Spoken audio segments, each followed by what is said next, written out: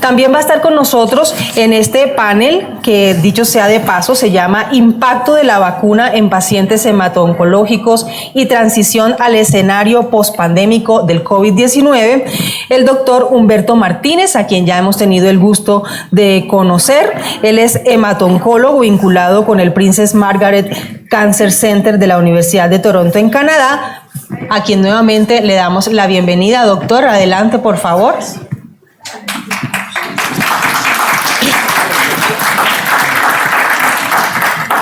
Y este panel va a estar moderado nada más y nada menos que por nuestra querida doctora Fernanda del canal Caracol, a quien también le doy una cordial bienvenida.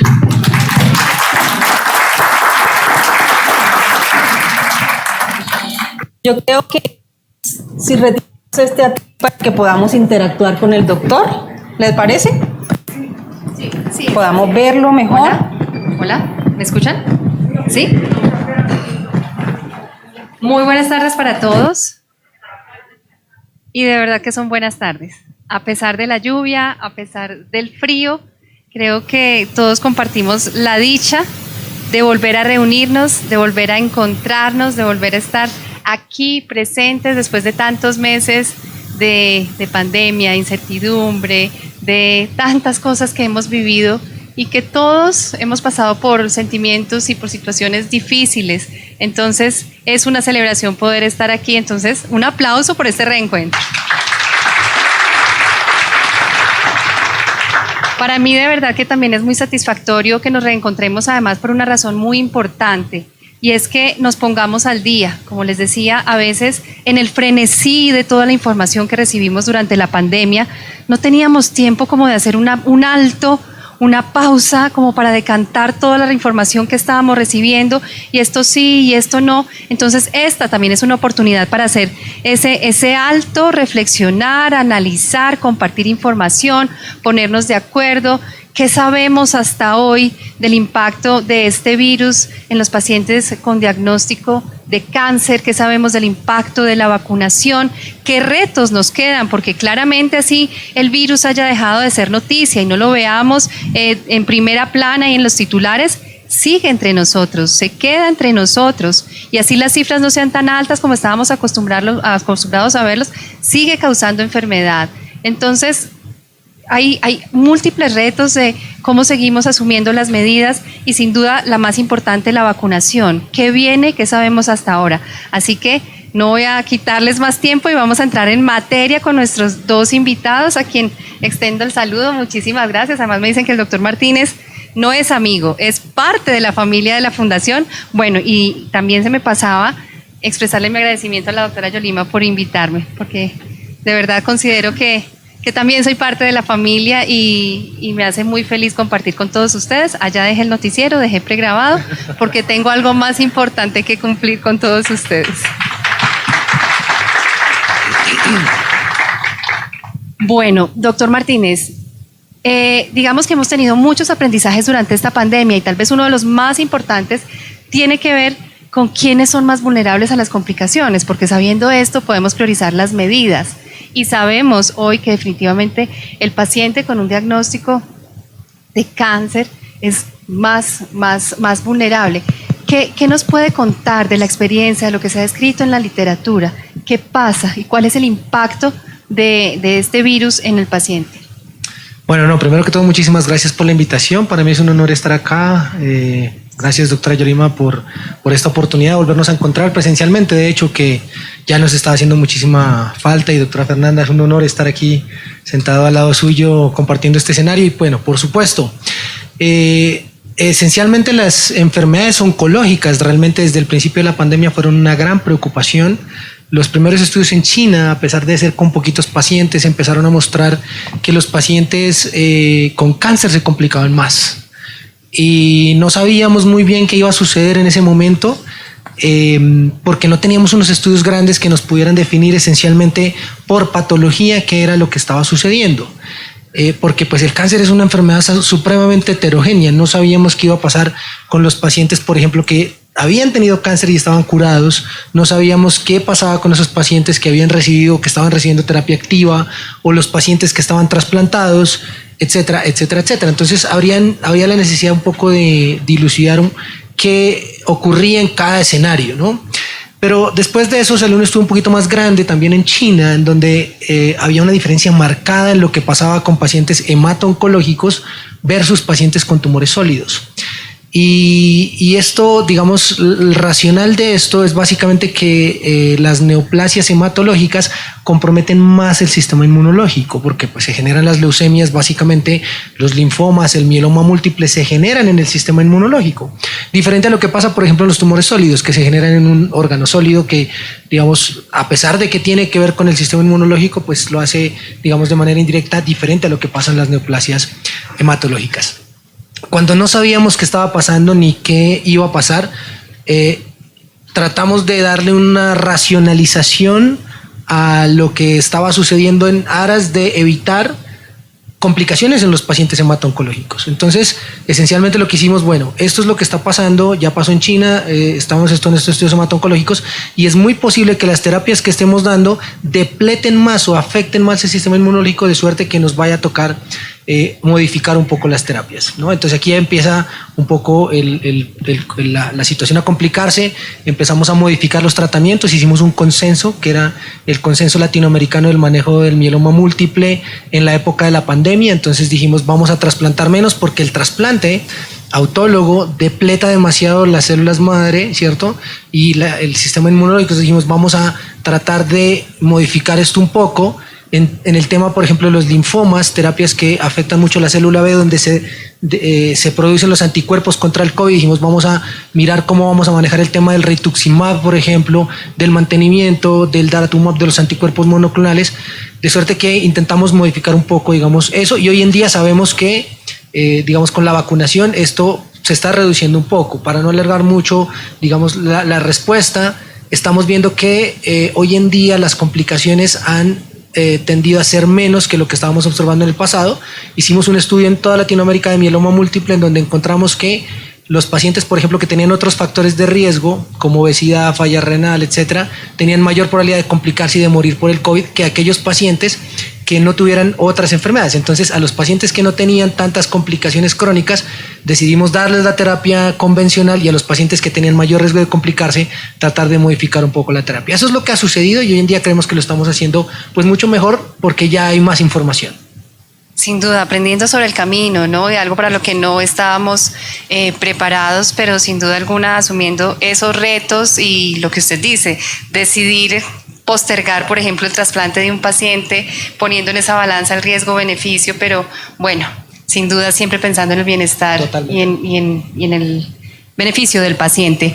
Doctor Rodríguez, muy buenas tardes, qué gusto saludarlo. El doctor Rodríguez ha sido un apoyo clave durante esta pandemia también para llevar la información. Yo creo que ustedes lo han visto en televisión, en la sección de salud. Doctor Rodríguez, un saludo allá en Pereira, mi tierra. Doctor Rodríguez, el doctor Martínez menciona el diagnóstico como tal y como el cáncer hematológico sin duda representa un riesgo adicional frente al COVID. ¿Qué sabemos de los demás factores en cuanto a los tratamientos, las quimioterapias? Muchas veces el solo hecho de que el paciente tenía que ir al hospital y podía estar más expuesto, y también ustedes que están al frente del Consenso Nacional para el Diagnóstico y el Manejo del COVID, ¿qué otros factores definitivamente deben ser tenidos en cuenta y que suman? Porque definitivamente aquí tenemos una combinación de factores. Sí, en efecto, y como ya lo mencionó el doctor Martínez, bueno, muchas gracias de nuevo por la invitación, un gusto también encontrarme de nuevo contigo, Fernanda, y ciertamente, pues, en primera instancia, la preocupación respecto al impacto del COVID justamente en el contexto no solamente del cáncer y en particular de lo que es el paciente con una neoplasia hemato-oncológica, sino en general de los pacientes con comorbilidades, fue desde un principio una clara preocupación. Y por supuesto, en ese orden de ideas, los estudios nos empezaron a mostrar que estas comorbilidades, el cáncer y de hecho particularmente el cáncer hematológico, era un factor de riesgo para COVID severo y de hecho para COVID fatal. De hecho, creo que es importante mencionar y recordar que de acuerdo a los datos del Instituto Nacional de Salud, al menos 1.115 pacientes con cáncer fallecieron en Colombia durante la pandemia de COVID-19, y algunos estudios muy claramente, ya incluso a nivel de metaanálisis, como decía el doctor Martínez, que han evaluado mucha evidencia científica, mostraban que, sobre todo antes de la vacunación, el riesgo de morir por COVID-19 en pacientes con cáncer era de un 69% mayor, y específicamente en aquellos con cáncer hematológico de un 42%. De manera tal de que, sin duda, el impacto en general ha sido muy importante, y de hecho también los datos nacionales muestran, por ejemplo, que otros factores de punto de vista socioeconómico, la clasificación y el momento en que se encuentra, por supuesto, el paciente, la diferencia si el paciente tiene un cáncer activo versus un cáncer metastásico o cáncer progresivo, pues claramente también mostraron que esto tenía, por supuesto, un impacto aún mayor. Y de hecho, incluso desde el principio de la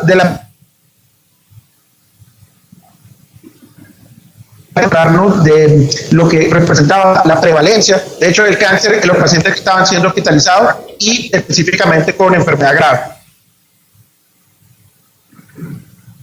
Creo que fue una cosa muy importante el que muy rápidamente se logró tener justamente los consensos, específicamente en el área, el consenso nacional que se empezó a desarrollar, de hecho, multidisciplinario, y esto fue importante para orientar las diferentes conductas en el manejo de los pacientes, especialmente con comorbilidades y también específicamente con cáncer y con cáncer hematológico.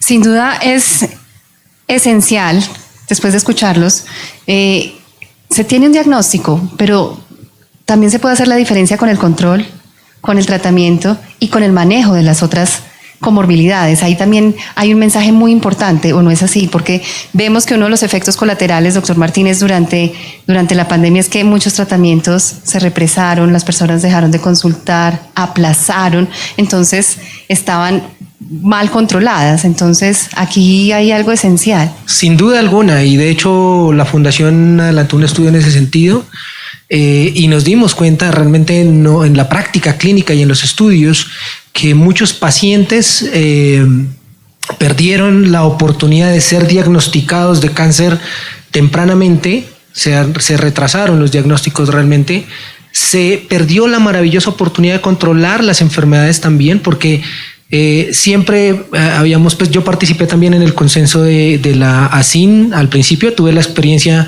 del primer año de pandemia aquí en Colombia y el segundo año en Canadá, pero el primer año nos dedicamos mucho a trabajar en el asunto desde la ACHO también, con varias personas de la ACHO, pero sí nos dimos cuenta que era un fenómeno que, digamos, iba a producir unas curvas, ¿no?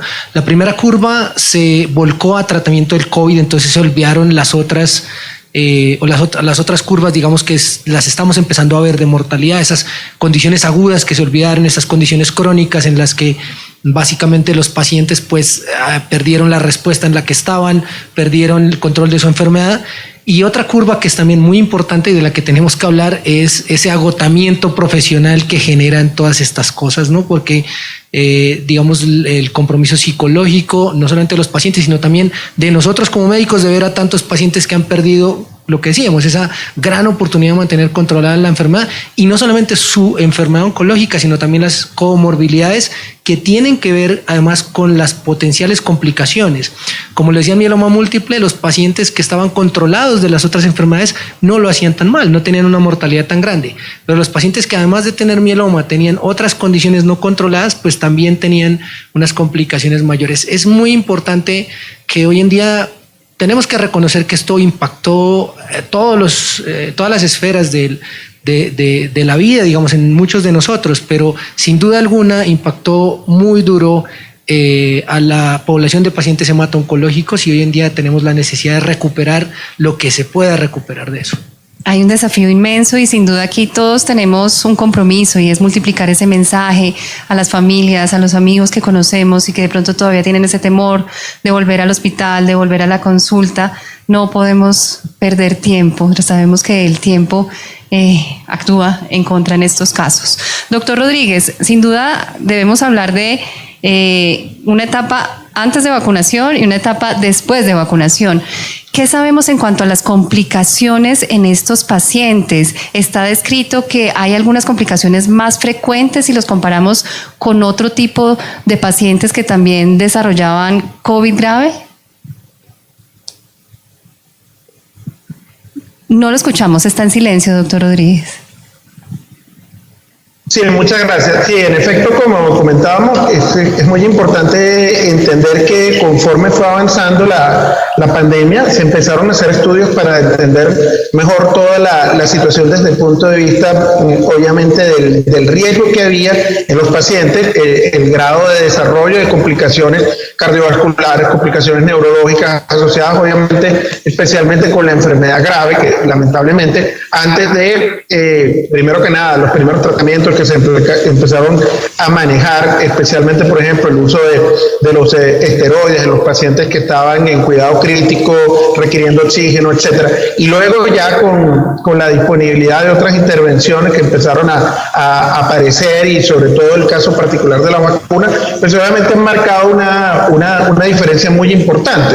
En ese sentido, sin lugar a dudas, la gran diferencia que ha marcado a nivel mundial, y como desde lo que estabas comentando al inicio, en la bienvenida, es justamente el tema de la vacunación. Yo creo que es el punto más importante desde el punto de vista de observar y hacer énfasis en el gran impacto desde el punto de vista de la drástica reducción, no solamente en la población en general, no solamente en la población adulta mayor, no solamente en la población con comorbilidades, sino precisamente en las personas que tenían, por ejemplo, cáncer y otros factores de riesgo simultáneamente. Y sobre todo, pues, lo que podemos ver luego en las necesidades que siempre se mantuvieron de evaluar, especialmente a principios del año pasado, cómo estaba también la situación en estas poblaciones para que ese manejo fuera el óptimo en las poblaciones justamente con pacientes con cáncer, donde obviamente sabíamos que podíamos encontrar problemas en la respuesta desde el punto de vista inmunológico.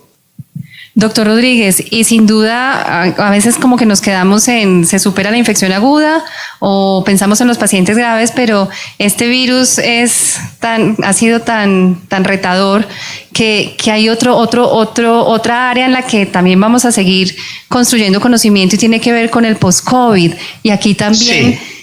Pues obviamente muchos pacientes que tienen el diagnóstico de un cáncer hematológico, que han superado la infección, que cumplieron su esquema de vacunación, también pueden presentar esta sintomatología. Aquí, ¿cuál sería como ese llamado?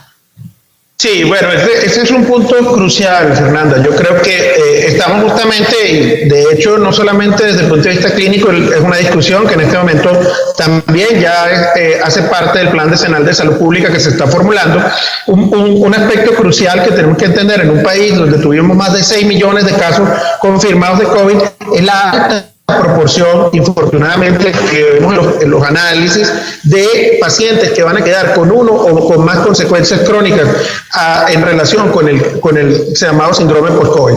Un poco para clarificar y porque pues estamos también en un ambiente de pacientes, es importante recordar que una persona que tuvo COVID, que sobrevivió a la infección por el virus de SARS-CoV-2, puede quedar luego de un periodo que está todavía en una definición, como mínimo 4 semanas y probablemente después de 3 meses, con una persistencia de ciertas manifestaciones, como puede ser cosas como la fatiga, como la cefalea, pero también cosas tan graves como, por ejemplo, una fibrosis pulmonar o, por ejemplo, una arritmia cardíaca. El espectro del síndrome post-COVID es amplio, y en este momento se está tratando de comprender desde el punto de vista también a nivel de qué es lo que está implicado en él, porque de hecho sabemos por los estudios y los análisis que se han venido haciendo que, por ejemplo, una persona puede tener también persistencia del virus en ciertos tejidos. Por ejemplo, recientemente se demostró que en pacientes que habían tenido COVID y habían desarrollado como consecuencia del post-COVID un síndrome inflamatorio intestinal que no estaba antes del COVID, en estos pacientes, por ejemplo, se ha detectado el virus a nivel de biopsias intestinales. Entonces el post-COVID va a ser un reto, y es un reto por una parte de diagnóstico, pero por supuesto también desde el punto de vista de abordaje, un abordaje que debe ser obviamente multidisciplinario y que debe por supuesto favorecer un manejo que permita reducir ese impacto que sin duda alguna se está observando en este momento, no solamente a nivel internacional, sino también como lo estamos viendo los pacientes acá en Colombia en relación al ámbito nacional. Y aquí hay otro mensaje importante, y es que tal vez muchas personas dicen, no, claro, es que como tuve la infección, me tengo que acostumbrar a vivir con esa fatiga o con esa dificultad respiratoria o con ese dolor de cabeza o con ese dolor articular, en fin. Aquí también ese mensaje para llevarnos hoy a casa es: no tenemos que acostumbrarnos, aunque estamos aprendiendo, y como dice el doctor Rodríguez, es un gran reto que tenemos de lo que queda de esta pandemia y lo que vendrá post pandemia, es buscar ayuda y entre todos vamos construyendo, y ese manejo multidisciplinario, es decir, probablemente no va a ser solo el neurólogo, va a ser también el infectólogo, van a ser terapias, pero avanzar, porque aquí estamos hablando de un tema esencial que es calidad de vida. Vamos a pasar, doctor Martínez, al tema de vacunación, sin duda alguna, que como decíamos desde el principio es la medida más importante, pero ¿qué hemos aprendido, por ejemplo, frente a la respuesta que tiene un paciente con un diagnóstico de un cáncer hematológico frente a un paciente sano?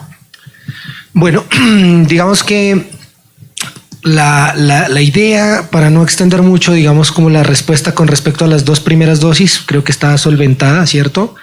Y hoy en día, digamos, o hace algunos meses había la inquietud si se necesitaba una tercera dosis o inclusive una cuarta dosis para estos pacientes. Al principio, como les comenté, yo tuve la experiencia colombiana, digamos, el primer año. Esencialmente recomendamos para todos los pacientes que tuvieran al menos 2 dosis, y en neoplasias hematológicas empezamos a ver unos comportamientos diferentes, digamos, esencialmente de tantos anticuerpos protectores tenían con respecto a la terapia que estaban recibiendo, o si fueron trasplantados, etcétera.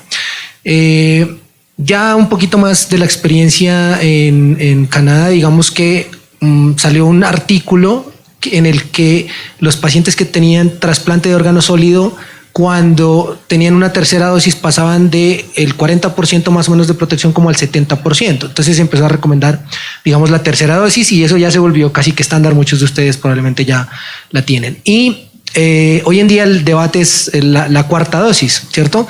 ¿Qué estamos haciendo nosotros allá? Digamos, obviamente con las recomendaciones del grupo, digamos, de enfermedades infecciosas, dar una cuarta dosis para los pacientes que están recibiendo terapia activa.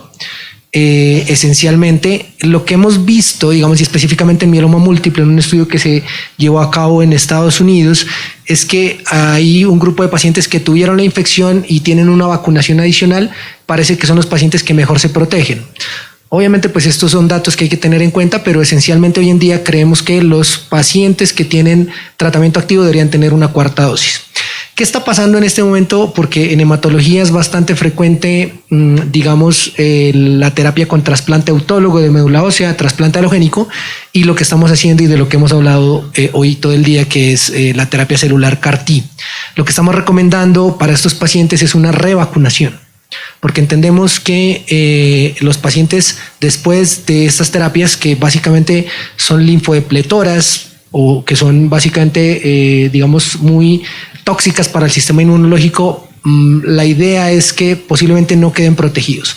Entonces, lo que les estamos dando hoy en día ya es una autorización para arrancar todo el proceso de vacunación, y obviamente también el proceso de revacunación con las otras vacunas que normalmente se deben aplicar, y hacer un seguimiento muy estrecho, por supuesto, con las otras medidas de protección que ya todos conocemos. Como dice su nombre, refuerzo, la idea es volver a llevar ese nivel de protección a unas cifras que sean realmente protectoras para el paciente. Doctor Rodríguez, hasta hoy, ¿qué sabemos de la duración de estos niveles de protección? Porque con el primer esquema, pues nos dimos cuenta que disminuía más o menos a 4 o 6 meses, de ahí viene el primer refuerzo. ¿Qué seguimos aprendiendo después del refuerzo? ¿Logra el refuerzo de pronto una inmunidad más duradera en el tiempo? Sí, en efecto, una de las cosas importantes que, como todos ya sabemos, hay que tener presente es que lamentablemente en el tiempo hay un comportamiento que hasta cierto punto se entiende, de hecho, no solamente para el caso de las vacunas contra el SARS-CoV-2, sino para muchas otras vacunas en las cuales, de hecho, necesitamos refuerzos o dosis adicionales en el tiempo. Hay un fenómeno de desvanecimiento o de disminución de los títulos de anticuerpos y con ello, y no solamente ello, pero en parte, especialmente por ello, de los títulos de anticuerpos que nos protegen frente, en este caso, a SARS-CoV-2 y más aún que, por supuesto, como podemos hablar más adelante, tenemos lamentablemente que lidiar no solamente con un virus, sino que este es un virus que tiene variaciones, tiene las llamadas variantes y de eso podemos hablar luego, y eso también ha sido un factor importante, pero además yo creo que, como ya lo mencionaba el doctor Martínez, pues es muy importante que desde un principio sabíamos que esa respuesta en pacientes con cáncer iba a ser probablemente subóptima y los estudios que empezaron a aparecer, especialmente a principios del 2021, nos daban justamente cuenta de que incluso las vacunas de ARN mensajero, que de hecho cuando se hicieron los primeros estudios comparativos también nos mostraban que funcionaban mejor que otros tipos de vacunas, incluso las de vector viral, iban a estar comprometidas y afectadas justamente por la enfermedad y por el tratamiento, como lo mencionaban,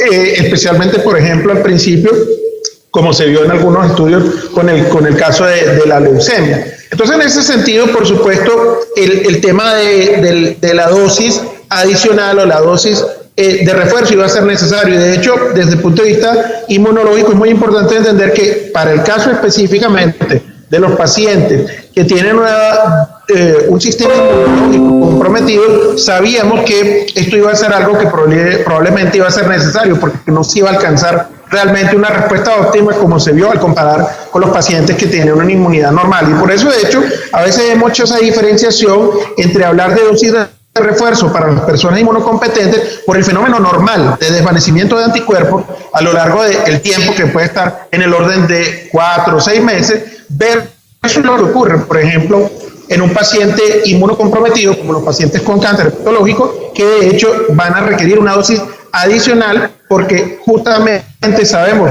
que con las dosis iniciales no iban a poder tener una respuesta igual de óptima que un paciente, por supuesto, inmunocompetente.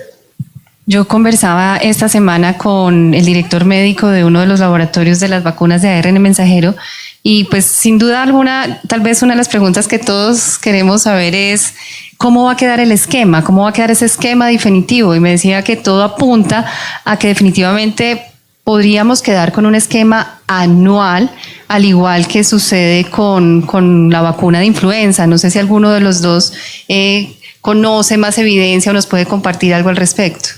Sí, es muy probable. Por supuesto, la pregunta es más para el doctor Rodríguez, pero sí es claro que existe este fenómeno de desvanecimiento y muy probablemente lo que vaya a suceder y lo que estamos recomendando para todo el mundo, obviamente también para los pacientes hematológicos, es básicamente o lo que les estamos comentando es que posiblemente vaya a tener un comportamiento de la vacunación como pasa en influenza. Pero por supuesto le doy la palabra al doctor Rodríguez. Sí, en efecto en parte es así, pero yo creo que es prudente comentar también, hay que estar atentos porque pues el virus de SARS-CoV-2 es un virus muy dinámico, todo lo que ha pasado en la pandemia lo es, y tenemos especialmente el problema de la variabilidad que tiene el virus. El desarrollo de las variantes, de hecho, ha sido una de las razones por las cuales, de hecho, las vacunas que usamos son vacunas que fueron desarrolladas con la cepa original de Wuhan, con la secuencia original que fue identificada en China a finales del 2019. Y eso pues nos pone un poco de preocupación en el sentido de hasta qué punto justamente podremos seguir usando estas mismas vacunas sin requerir, digamos, hacer cambios importantes desde el punto de vista de las vacunas, indistintamente del tema de las plataformas, que podemos también discutir, en un momento en el cual todavía siguen apareciendo nuevas variantes de preocupación y obviamente el virus sigue circulando, la pandemia no ha acabado. Pero en términos optimistas, yo también en este momento apuntaría a pensar que por lo menos vamos a tener refuerzos anuales contra el virus de SARS-CoV-2, esperando que el virus de SARS-CoV-2 se transforme en un virus estacional, como ha ocurrido con los coronavirus endémicos que previamente conocíamos, como el coronavirus 229E, por ejemplo, como el OC63, etcétera, que pues estaban asociados con infecciones respiratorias estacionales. Nada está dicho todavía, seguimos aprendiendo, incluso anuncian que es muy probable que antes de final de año tengamos un refuerzo actualizado que tenga 50% de la variante original de Wuhan y un 50% de Omicron para precisamente avanzar, ir un poco al ritmo del virus, e incluso anuncian que en cuestión de tal vez un par de años podríamos tener incluso vacunas combinadas que protejan no solamente contra influenza, COVID y al mismo tiempo otros virus respiratorios. Doctor Rodríguez, le voy a pedir que por favor nos recuerde en este momento cuál es la recomendación del esquema de vacunación según el consenso. Bueno, en este momento debemos recordar que tenemos una diversidad muy importante de gente en cuanto a cobertura de vacunación. Desde personas que no han recibido todavía vacunas, lamentablemente hay que decirlo, felizmente es una proporción baja de la población, pero tenemos personas que han recibido ya 2 dosis de un esquema primario en el cual tenemos vacunas de ARN mensajero como la vacuna de Pfizer, la vacuna de Moderna, vacunas de vector viral como el caso de la vacuna de Janssen, que es una dosis, o el caso de la vacuna de AstraZeneca, que es 2 dosis, y tenemos también otra vacuna muy empleada en el país, que es la vacuna de Sinovac, que es una vacuna de virus inactivo. En ese sentido, pues obviamente toda la población, de hecho adulta colombiana, a estas alturas debería tener en realidad 3 dosis.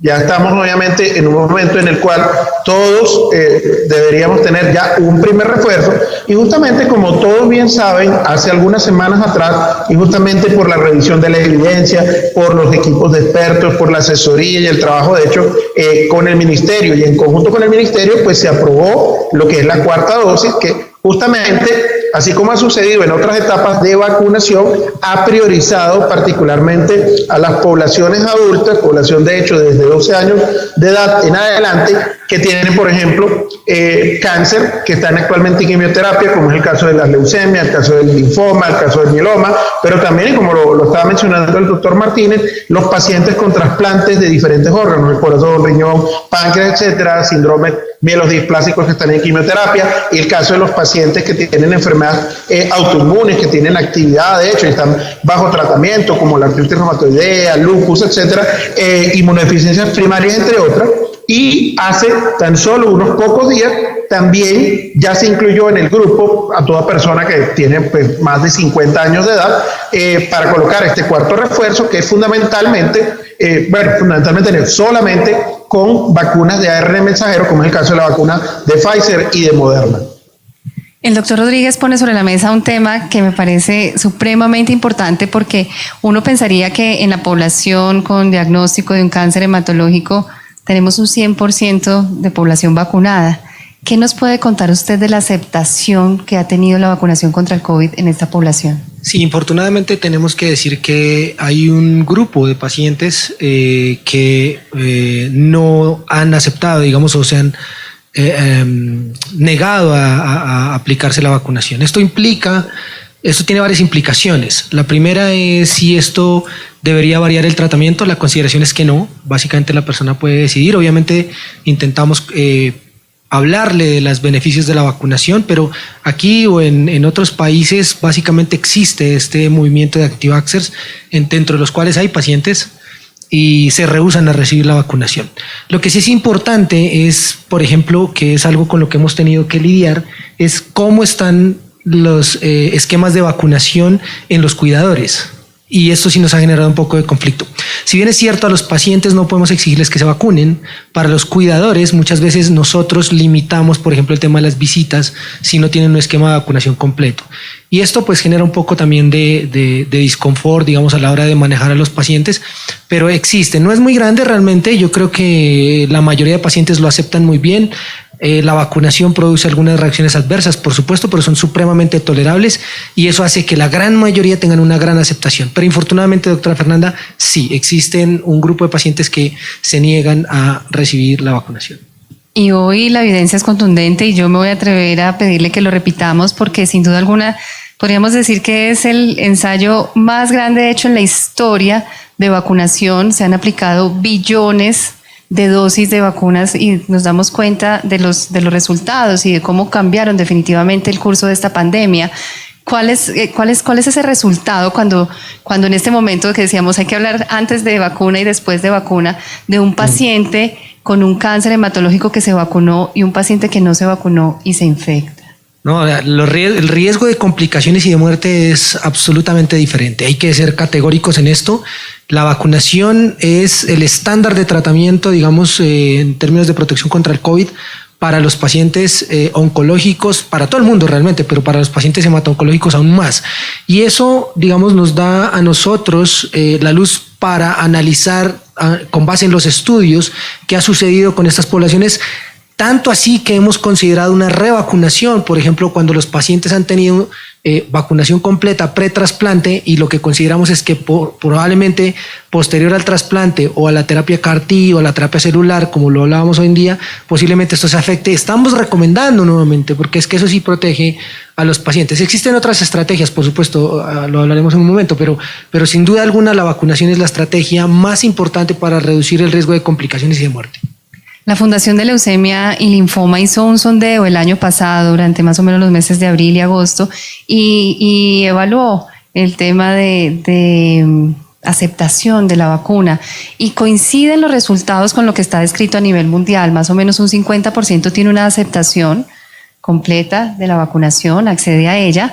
Hay un 10% aproximado que son radicales antivacunas, que pertenecen a estos movimientos, pero queda un 40, un 30% de personas que tienen dudas legítimas, que tienen preocupaciones y definitivamente ahí es donde tenemos esa población donde hay que intervenir y resolver esas dudas. Doctor Rodríguez, muchas veces estas dudas tienen que ver con algo que mencionaba ya el doctor Martínez y es los efectos adversos, los temas de seguridad. Hoy cuando ya definitivamente llevamos más meses de seguimiento por parte de los laboratorios, por parte de las agencias reguladoras en salud en todos los países, ¿qué podemos decir en términos de seguridad? Lo que debemos decir, primero que nada, y de forma muy contundente, es que las vacunas son seguras, que el perfil de seguridad de todas las vacunas que tenemos aprobadas es seguro. ¿Ocurren efectos adversos? Sí. ¿Y con qué intervención médica no ocurren efectos adversos? Con cualquiera. Con cualquier medicamento algún tipo de efecto adverso va a ocurrir, pero ocurre obviamente en una frecuencia muy baja. Y las vacunas realmente han pasado por todas las etapas de evaluación, estudios preclínicos, estudios fase 1, estudios fase 2, estudios fase 3, y ya tenemos una cantidad muy abundante de estudios de tipo observacional, de fase 4, de evaluación en el mundo real, incluso acá en Colombia, como recientemente también se vio con el estudio de la cohorte Esperanza, que fue publicado en Lancet, que nos muestra de hecho que tenemos no solamente una gran seguridad, sino una muy buena eficacia y efectividad en las vacunas que se usan. Obviamente, hay que explicar esto, que pueden ocurrir eventos adversos, sí, pero es más, como le decimos a muchas personas, es más probable que a usted le caiga un rayo, a que usted tenga un efecto adverso grave por alguna de estas vacunas. La probabilidad realmente es muy baja, si bien obviamente hay que tener presente que puede ocurrir, pero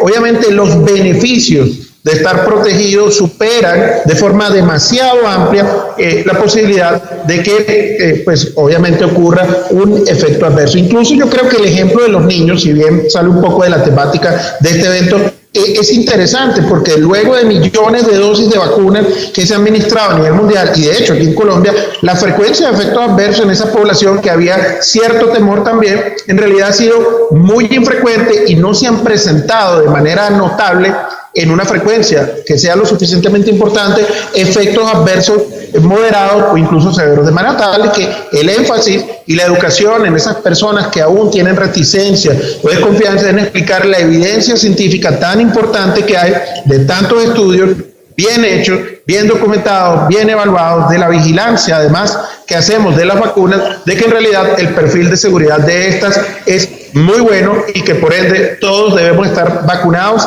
en los esquemas que están recomendados para el momento en el cual ellos están. Por ejemplo, en este momento, las personas menores de 50 años que somos sanos, pues debemos tener 3 dosis de vacuna. Yo tengo mi tercera dosis. En el momento en el que pueda acceder a una cuarta, porque la evidencia le indique al ministerio y emita una resolución que ya podemos, por ejemplo, en poblaciones menores de 50 años de edad, empezar a tener una cuarta dosis para tener una protección frente a los virus que están circulando, por supuesto, debemos hacerlo. Y más aún, y el énfasis en este conversatorio, justamente en pacientes que tienen ya de entrada factores de riesgo conocidos, que durante la época en que no contamos con vacunas, tuvimos lamentablemente que ver una gran mortalidad justamente en pacientes con comorbilidades por no poder disponer de una herramienta tan importante en la protección como lo ha sido las vacunas que han salvado a millones de personas a nivel mundial. Usted lo ha dicho, los resultados son contundentes, ya que mencionó los niños. Para los que tienen familiares o conocidos entre 6 meses y 5, 6 años, ahí es probable que muy pronto tengamos ya también un esquema de vacunación para ellos. Hay dentro de esos temores a la vacunación también unas ideas que se van creando y se van difundiendo. Algunas personas dicen, si ya me dio COVID, ya fue como la vacuna natural, entonces ya no necesito vacunarme. ¿Qué les dice a las personas que están pensando de esta manera, doctor Martínez? No, es posible volver a tener COVID. O sea, es decir, no hay una protección, digamos, definitiva. Esencialmente, la recomendación, de hecho, lo que les comentaba, por ejemplo, y de hecho en pacientes hemato-oncológicos, hay un estudio en Estados Unidos en el que los pacientes que habían tenido COVID y tienen una vacunación adicional, tienen mayor protección contra el virus. Y son pacientes, por ejemplo, que han estado expuestos a anticuerpos monoclonales como el daratumumab, como el isatuximab. Entonces sí es importante, digamos, tener en cuenta que hay una reducción de la posibilidad de volver a tener COVID, pero también de la posibilidad de tener pues complicaciones. Es decir, no es 100% cierto que las personas que tienen COVID no lo van a volver a tener. Doctor Rodríguez, ¿qué decir sobre este tema? Sin duda alguna seguimos aprendiendo sobre esa inmunidad natural versus la inmunidad dada por las vacunas e incluso la inmunidad combinada.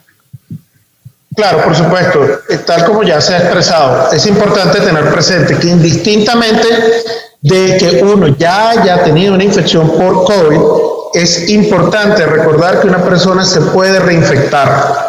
Y en la medida de hecho en la cual vamos a tener mayor variación del virus, pues obviamente estamos hablando, para ponerlo de una manera práctica, de virus muy distintos, lo cual quiere decir que varía mucho la capacidad justamente de respuesta. En ese sentido, las reinfecciones son algo que sabemos que si bien ocurren en una baja frecuencia, se pueden presentar. Y si esta reinfección ocurre en una persona que tenga factores de riesgo, no podemos descartar que si bien puede haber una inmunidad que lo va a poner, digamos, en un menor riesgo teórico, pues de todas maneras se pueden presentar casos graves y de hecho se han presentado muertes en personas con reinfección. Por lo cual, de nuevo, es importante tener presente que aunque una persona haya tenido COVID-19, esa persona debe vacunarse, esa persona debe justamente entrar dentro del esquema de vacunación de acuerdo a las recomendaciones nacionales e internacionales que hay en estos pacientes, más aún en una persona que pueda, por supuesto, tener factores de riesgo y comorbilidades, porque evidentemente, como estamos indicando, no sabemos hasta qué punto pues, esa persona pueda estar dentro de ese bajo porcentaje, que si bien es bajo, pudiera terminar, de hecho, hospitalizado en una unidad de cuidado intensivo, con un COVID grave y, de hecho, también con un desenlace fetal. Así que seguimos comprendiendo la reinfección, pero por supuesto sabemos, de hecho, que las personas que se vacunaron y desarrollaron COVID, es decir, que adquieren una inmunidad combinada por los dos tipos de exposición, terminan teniendo, de hecho, una respuesta protectora muy importante, incluso mayor que las personas que, por ejemplo, solo tuvieron vacunación o incluso aquellas personas que solo tuvieron infección natural. Mensaje clarísimo, vacunación, así ya me haya dado, vacunación, porque también hay algunos que dicen, no, es que esto llevamos 2 años y medio y ya no me dio, es porque no me va a dar. Definitivamente vacunarse, y en especial, doctor Martínez. Por supuesto, las personas que tienen tratamiento inmunosupresor, o sea, tienen un riesgo mayor de volver a tener la enfermedad y complicaciones, por supuesto. El mensaje de la vacunación está clarísimo y creo que todos nos vamos convencidos a llevar y a multiplicar este mensaje, pero no podemos olvidarnos de las demás medidas, y más en un momento cuando estamos ya relajando, por ejemplo, temas como el uso del tapabocas, que fue tan polémico, y las personas escuchan, no, es que ya no hay que utilizar el tapabocas en espacios abiertos y en espacios cerrados. Incluso algunos se cuestionan, entonces ya no volvemos a usar el alcohol, ya el tema del lavado de manos no es importante. Creo que aquí también hay un mensaje clave, y es que, claro, vacunación es fundamental, pero no olvidemos todas las demás medidas de autocuidado. Claro, por supuesto que sí. Esencialmente el lavado de manos, esencialmente si la persona está sintomática, pues por supuesto tratar de aislarse hasta tener conocimiento de su estado de salud. El tema del tapabocas, pues por supuesto tiene controversias importantes, pero yo creo que hay que seguir las recomendaciones de las personas que conocen del tema, digamos, epidemiológico, y tratar de seguir estas recomendaciones, sobre todo, pues digamos, en espacios en los que haya necesidad de utilizarlo, ¿no? Otras recomendaciones puntuales, por ejemplo, hoy en día, para los pacientes que tienen alto riesgo de complicaciones, y lo hablo desde los pacientes que yo trato o de los pacientes que yo veo en hemato-oncología en Princess Margaret, en Canadá. Recientemente se aprobó Paxlovid para pacientes que tienen riesgo de complicaciones graves, pues digamos secundarios a COVID.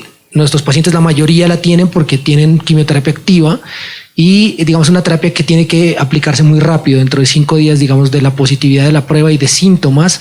Y digamos, los estudios han demostrado que reduce importantemente el riesgo de complicaciones, más de un 70-80%.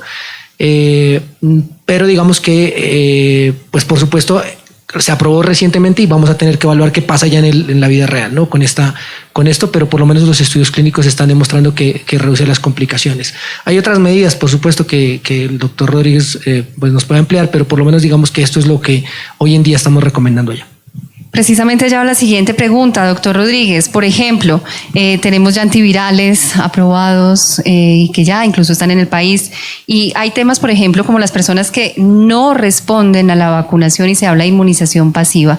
¿Qué mensaje podemos darle a todas las personas que están aquí en esta conversación sobre estos temas? Bueno, es importante tener presente primero que, como lo estaba indicando el doctor Martínez, no podemos bajar la guardia. Si bien estamos en un escenario epidemiológico en este momento donde, como lo estabas diciendo tú también, Fernanda, se ha empezado a flexibilizar la situación desde el punto de vista de medidas, justamente porque tenemos un número bajo de casos, un número bajo de muertes, etcétera, no podemos olvidar que la pandemia no se ha acabado.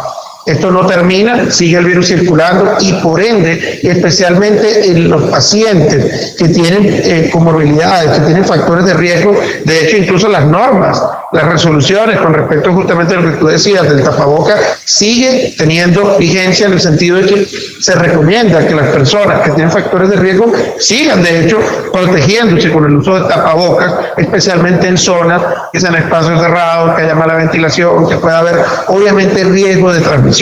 El distanciamiento, el lavado de manos son medidas que de hecho el paciente tiene que tener un poco de conciencia justamente del tema del riesgo. Pero más allá de eso, justamente, pues en el tema de lo que concierne a la inmunidad pasiva, pues obviamente tenemos otras cosas que se han venido usando y se han venido recomendando. Por una parte, el tema del suero convaleciente, el tema de los anticuerpos monoclonales que han estado en estudio y en diferentes contextos en los cuales de hecho hay evidencia importante que muestra que de hecho se pueden usar como una profilaxis por exposición, pero también en el paciente que tiene un diagnóstico temprano, que aún no tiene una enfermedad grave y que se sabe justamente por los estudios que se han hecho con diferentes combinaciones de estos anticuerpos monoclonales, por ejemplo, el casirivimab y el indemimab, el sotrovimab, entre otros, en los cuales justamente se sabe que pueden tener de hecho una buena eficacia e incluso una reducción importante, no solamente de la mortalidad, sino también de la reducción de riesgo de tener una forma grave, de riesgo de hospitalizaciones, entre otras cosas, de manera tal de que, por supuesto, existen otras alternativas que son importantes tener presentes, que están en estudio y que en este momento también muchas de ellas están empezando a aprobarse y están ingresando al país y que pudieran, por supuesto, ser de importancia en el momento en que sea requerida en un paciente, especialmente con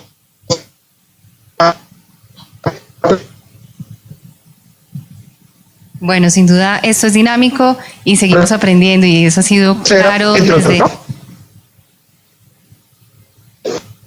desde el inicio de la pandemia y seguramente se nos cortó, al final tuvimos una interrupción por el tema de conexión, doctor Rodríguez, pero decía que seguimos aprendiendo y adaptándonos y lo que esperamos es que tengamos cada vez mejores noticias en la prevención y en el control de esta enfermedad y de este virus. No sé si alguno de ustedes tenga una pregunta y quiera aprovechar esta oportunidad única que tenemos aquí con el doctor Martínez, con el doctor Rodríguez. Ya se nos va acabando el tiempo. Por aquí tenemos una pregunta. La pregunta es ¿cuántas tapabocas que sea vacunado o no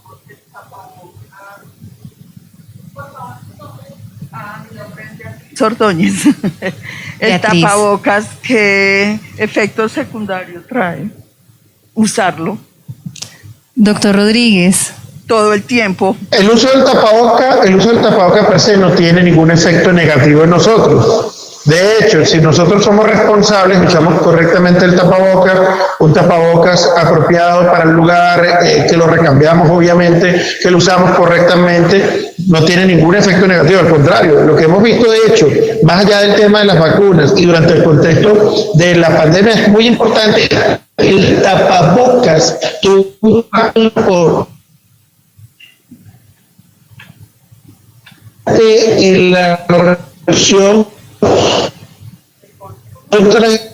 infecciones respiratorias, muchísimo la influenza, otros virus respiratorios.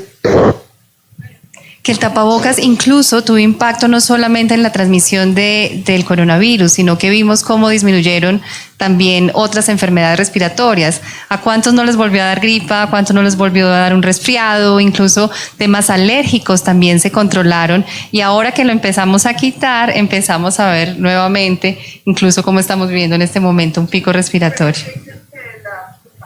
Y Fernanda.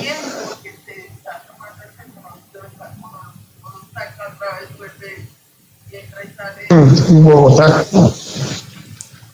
Y Fernando, un pequeño detalle para acotar, que yo creo que pues, obviamente estamos hablando de COVID, pero especialmente en el adulto mayor y especialmente en los pacientes que tienen factores de riesgo, no debemos olvidar que puede empezar a reemerger influenza. Es un momento importante para recordarle a la gente a vacunarse. Y en cuanto a tu duda, fíjate que y la Asociación Colombiana de Geriatría justamente estamos promoviendo eso.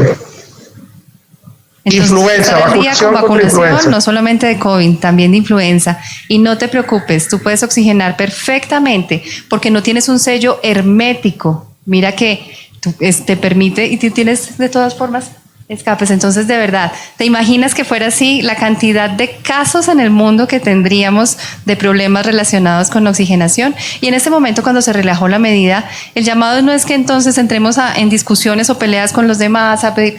No, créeme que incluso en espacios donde las personas no lo están usando, pero tú lo estás usando, igual te está ofreciendo una muy buena protección siempre y cuando hagas un uso adecuado. Entonces, sin duda también es cómo cada uno va gestionando su riesgo. ¿No es así, doctor Martínez? Claro, por supuesto. ¿No? Y la idea es siempre, es decir, hay informaciones positivas, hay informaciones negativas. Las personas que son anti-vaxxers, antivacunas, anti-tapabocas, anti-todo, pues siempre van a encontrarle un pero para asustar a las demás personas.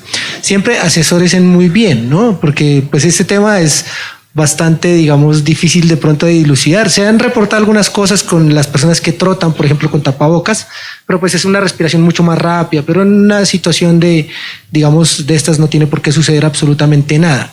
Pero la idea siempre es que se mantengan informados de fuentes, pues digamos, fidedignas, en las que puedan confiar. Cuando ustedes están escuchando, por ejemplo, las personas que son anti casi que el 95% de las veces, si no el 100%, van a recibir información no adecuada. Entonces ahí hacemos un llamadito a esas cadenas de WhatsApp que a veces nos llegan. Nosotros también podemos controlar no solo la transmisión del virus, sino también la transmisión de la desinformación. Entonces cortemos esas cadenas, tú no las reenvías, tú dices, ¿esto será verdad? Voy a consultarlo antes de reenviarlo a todos mis amigos y conocidos. ¿Tenemos tiempo para una última pregunta? Allí tenemos una pregunta.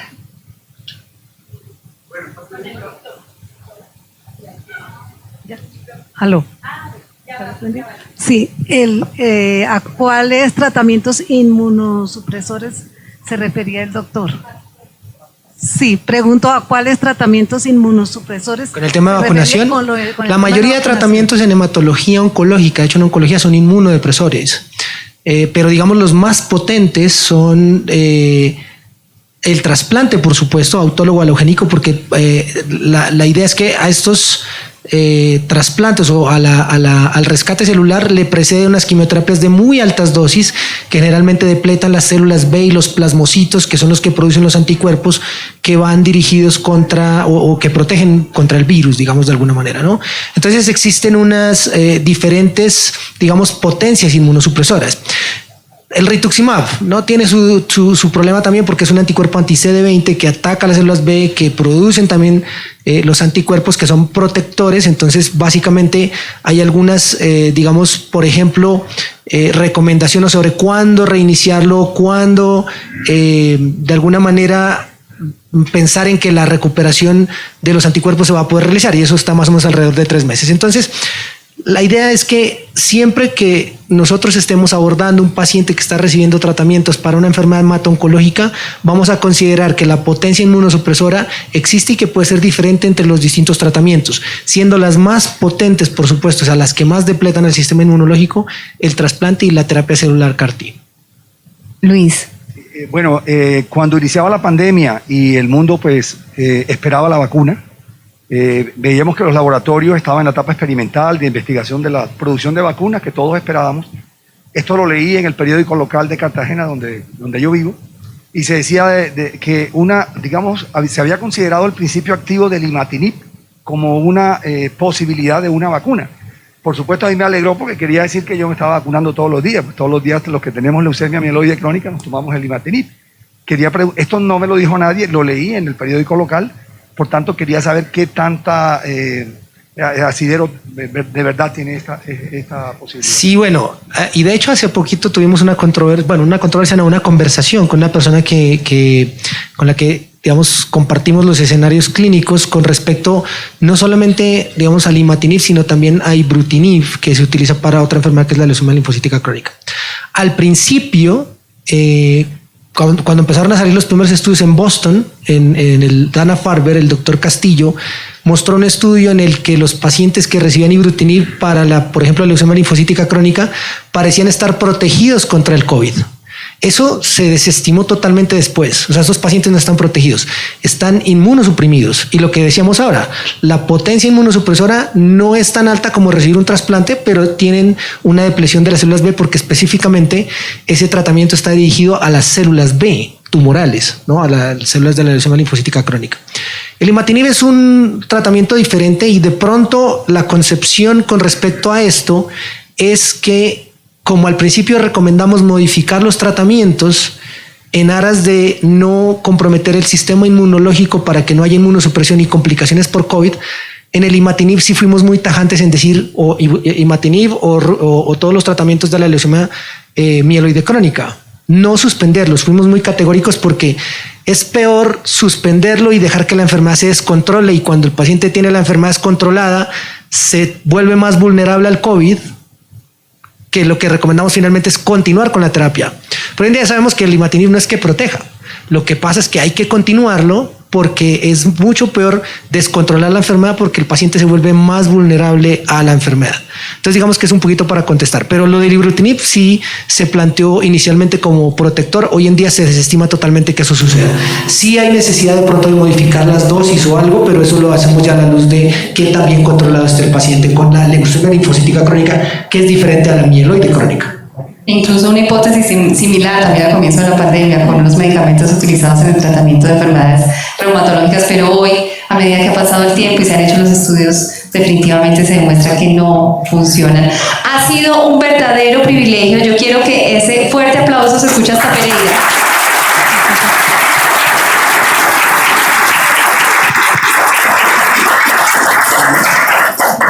Como en televisión, doctor Martínez, un mensaje final para todas las personas que nos acompañan. Muchísimas gracias por la invitación. Qué bueno haber visto a muchos de mis pacientes acá. Y nada, un mensaje de esperanza de que se vienen cosas muy buenas, muy bonitas para el tratamiento de las enfermedades hemato-oncológicas que muy pronto vamos a tener en el país, y por supuesto seguir las recomendaciones de los expertos en términos de qué es lo que está pasando con la pandemia, y por supuesto con el liderazgo de médicos que están involucrados en el proceso, como el doctor Rodríguez y toda la ASIL. Muchísimas gracias a todos. Doctor Rodríguez, su mensaje final.